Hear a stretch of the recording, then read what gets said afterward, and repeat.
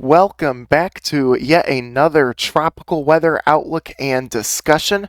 This is Atmospheric Alex here on September 9th, 2024. In this update, we'll be taking a look at Tropical Storm or potentially even Hurricane Francine as it moves off to the north towards the Gulf coastline on Wednesday afternoon. So let's take a pretty good look here at the National Hurricane Center's cone of uncertainty. And as you can see, we are expecting additional strengthening of Francine as it moves off to the northeast here. We're seeing this thing potentially becoming a hurricane by tonight. We'll just have to wait and see, but early trends do suggest that this could be happening a lot faster than some models have suggested. So it's supposed to speed up significantly on approach to Louisiana here, where we do in fact have hurricane watches and even some hurricane warnings here in your pinks and in your reds there. So we can't expect hurricane conditions.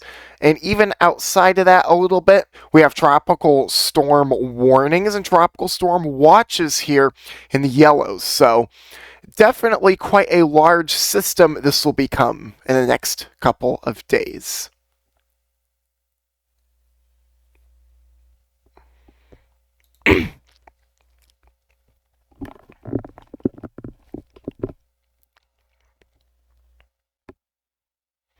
And I know you all looking at this map a little closer and are saying, well, are we going to be okay, in the Mississippi Valley, Ohio Valley, Midwest? Yeah, you'll be fine.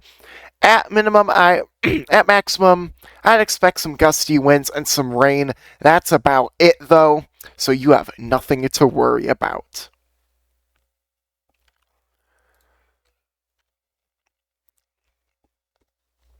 Now let's take a very close look at Francine with our key messages here. Let's get from the National Hurricane Center. So what do we know so far with this system? What importance can we draw from this? Well, Francine is expected to become a hurricane, all right? So I guess that doesn't work.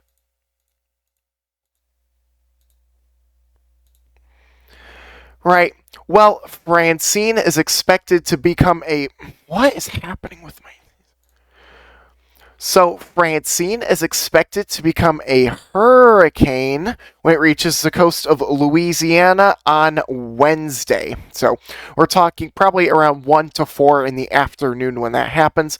And there is a danger of life-threatening storm surge for portions of upper Texas and Louisiana coastlines, where a storm surge warning is now in effect. Okay?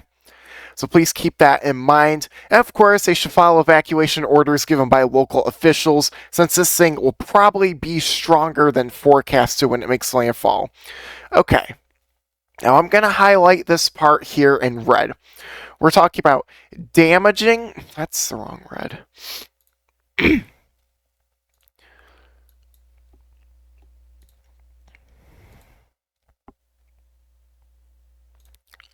All right.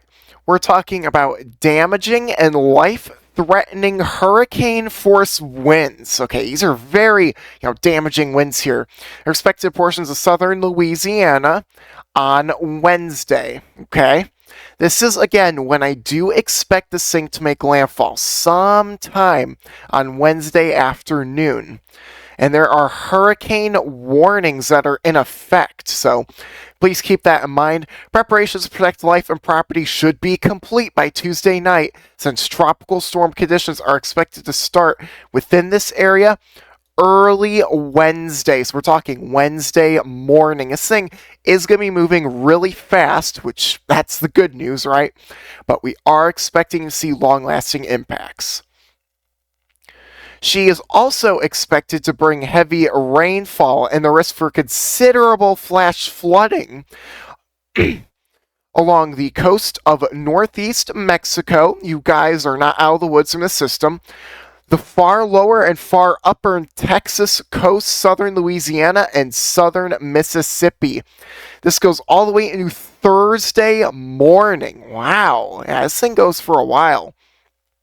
And a risk of flash and urban flooding exists across portions of Mid-South from Wednesday into Friday morning. So, very, very important things we need to take from the system here. We are talking about storm surge. How much of it will we see? Well, it's a lot. Look at this. 5 to 10 feet of storm surge here across some portions along the Louisiana coastline from Cameron here all the way to Port Fourchon here as well. We're talking about significant storm surge. They're a little uncertain. It could be 5 feet, could be 10 feet, could even be more if this thing intensifies. So please watch that very closely. We are expecting near New Orleans, if you were to go to the south, we're talking about 4 to 7 feet of storm surge from Port Fourchon to the mouth of the Mississippi River here. So very significant storm surge there as well. And even if you're in your yellow shadings, watch out. Lake Pontchartrain, yeah, you people along there might need to watch it a little bit closely. And the Mississippi-Alabama border as well. Could be seeing some impacts. High Island, Galveston Bay, just a little bit. So on and so forth. Picture yourself with a wall of water in front of your face that is upwards of 8 to 10 feet high. That is not something to mess around with. That'll just pick you up and sweep you out to sea in a hurry. So just keep this in mind. Be very vigilant and maintain your situational awareness if you do get caught in these floodwaters. Okay, so along to go with the storm surge maps we just looked at, we're going to take a look at our excessive rainfall outlook, and we have a very large moderate risk in place here for portions like Lake Charles, New Orleans here, even closer to Jackson. So we are expecting a lot of heavy rain and a lot of flooding from this system. With all this tropical moisture comes a ton of rain. All right, now it's time to get a little crazy. Let's take a look at our ocean heat content values as if we have to. Gosh. Well, we're talking about values that are extremely high, nearly historic for this time of year, where this storm will be going over. I want you to take a look at these shades here. Talking about values upwards here of 160 to 175. Wow, that is a lot of ocean heat content there for this system to bathe in, and you're already starting to see signs of potentially some rapid organization and quick intensification rates right now as we speak. I don't want to say rapid intensification, but quick intensification for sure is underway, mainly due to your favorable conditions and your hot ocean heat content and sea surface temperatures that go really far down deep into the Gulf right now. Now let's take a look at our HAFS B hurricane model here for Francine.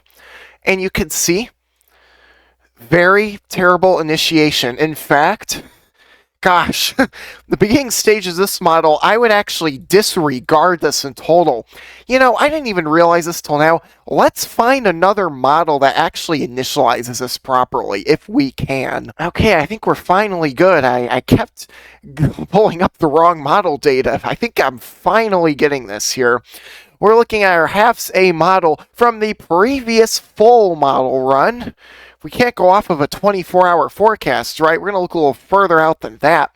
We can see its initialization, not the best, but I guess we're not going to find any model that does this properly. But this is the best shot we've got so far. You can definitely see you got some heavy precipitation around the system right now to the western edge. That is going to flip over the next few days, and I will show you why. So we begin to see this. This is into tonight. This could really be underdoing the intensity. I'm not entirely sure, but we're talking about still a high-end tropical storm by tomorrow morning. I really think this will be a hurricane by then, due to your convection overnight. And finally, maybe by tomorrow afternoon or tomorrow evening, this could finally become a hurricane. I think it'll be a lot sooner. But you could see kind of an asymmetrical look to the system. You have an inner core starting to form, which already has. So the models are going to be playing catch up over the next little bit. But you can see consolidation begins. You get a stronger system, and by Wednesday morning, we could be talking about upwards of a Category 2 hurricane with very intense rainfall rates here and water spouts galore back out to the east. There is a very notable tornado risk with this system. Very concerning risk we will talk about here later. You could see possibly upwards of a Category 2 landfall, kind of getting more symmetrical there, buried in within its inner core, and a lot of water spouts and tornadoes occurring onshore here that we really need to pay attention to. I'm not going to stop emphasizing it. The tornado risk might be a little significant here. So we're seeing here, this is for Wednesday evening. Like I said, 1 to 4 p.m. CDT is when I do expect landfall of this system. And you can see some consolidation at the last second here at landfall. And this continues to move onshore. Tons of water spouts and tons of tornadoes possibly in these bands here. This could be a very big issue for portions here of Alabama, southern Alabama and southern Mississippi as well. Now for your winds here, look at this. We are expecting this thing. This is complete bogus. Tomorrow night, a hurricane. Give me a break. It's almost there already. But you can see rapid intensification here. You can really see here intensification up to landfall here. Oh, and you know what? While we're at our landfall point here, I just wanted to make it obvious that even though this isn't a major hurricane, this still will cause significant wind damage. Yeah, believe it or not, that does happen. And I think a good way to describe this right now is, if you live down in these areas here, I'd especially pay attention. I would like you, all right, to picture your backyard really quick. All right, picture all the trees everywhere, stuff like that. And then let's picture what 100-mile-an-hour sustained winds would look like. Could you imagine how much tree damage there would be from that? You would have trees falling everywhere, branches all over the ground. It would be total carnage back there. So, just because this isn't a major hurricane doesn't mean you take it any less seriously. I know how I would feel if there were 100-mile-an-hour winds, in the backyard. That'd be kind of scary, wouldn't it? I mean, my goodness. So just put that in your minds there, that analogy, and I think you'll be a lot more willing to prepare for these events as they do occur.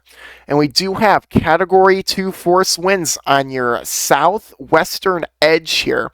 Talk about upwards of around 95 to 100 miles an hour at landfall.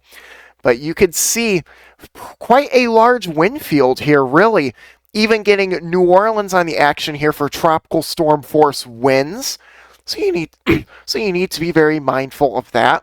We're talking about Wednesday afternoon for a landfall time frame. These winds do persist inland as well, and we could certainly be seeing upwards of 30 to almost 40-mile-an-hour winds here, getting into Memphis, while really getting into portions between Arkansas, Tennessee, along the Mississippi River. So what's the driving force behind this system? Why is it going to be moving so quickly to the northeast, like it's being ejected out of a glass cannon? Well, let me tell you why.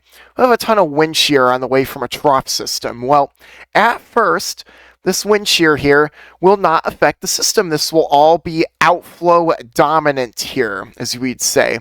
A lot of your winds from the system, while your outflow kind of spanning away from it. This is causing a nice bubble where the system can intensify. But you could see, look it off to your north. Oh my gosh, that's a lot of wind shear. So your clouds are going to be ripping across the sky there. Your upper level clouds, that is.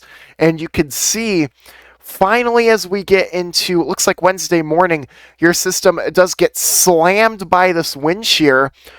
But this is very important. This could impact the system in a positive way. Depending on the tilt of this wind shear direction it's coming from, it could provide additional lift and cause rapid intensification, as we could see here. This becomes a Category 1 hurricane. If it isn't already, these models are really slow, and I would actually add a little bit of intensification onto this that already shows. But you can see this is what we'd like to call a favorable jet interaction, and it looks quite favorable here.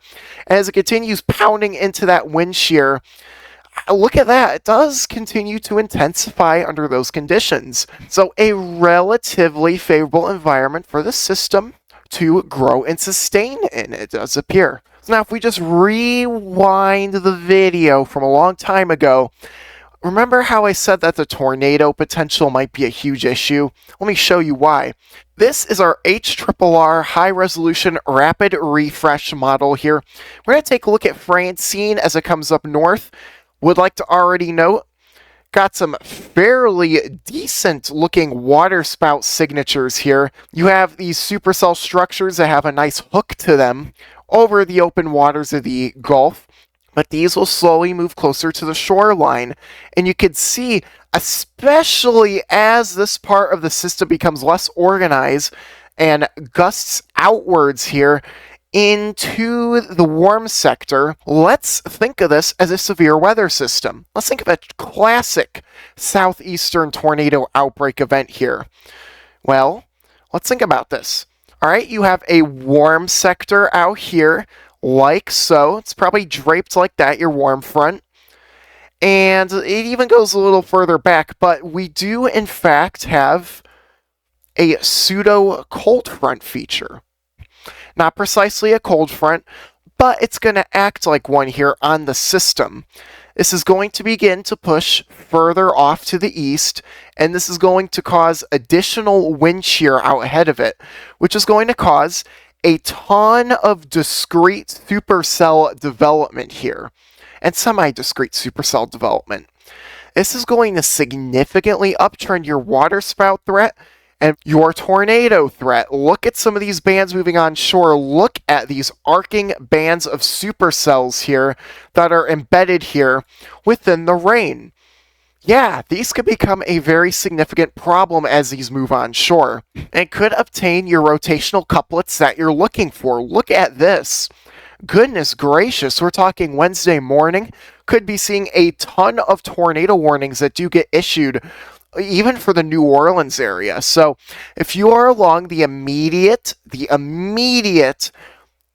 Louisiana coastline, you need to have your weather radios turned on or your emergency alert notifications turned on your phone so you could receive emergency alerts as to when these tornado warnings get issued and when there might be a tornado tracking straight through your neighborhood. As we continue through time, going into Wednesday afternoon, good grief. Look at these supercells marching their way onshore. Wouldn't even shock me if you do see a strong tornado or two in an environment like this. Cannot rule that out, especially if your system is a lot weaker like the HRRR shows. But you know, at this point, probably won't be weaker, but you'll still see a decent heightened tornado risk here. Even into the Florida Panhandle, could see a couple of these stragglers moving up and onshore. So please be very vigilant. So one last couple things I want to look at is our radar presentation of Francine right now. You can see the majority of the rainfall is actually depleted, has vanished, diminished here across your northeastern edge here. You're only left with some bands here. We're not seeing our consolidated, heavy rainfall across the board, moisture-rich system. And we're also starting to notice a bit of a dry air moat that's getting ejected into where your eye wall would be, or where your outer eye wall would be here.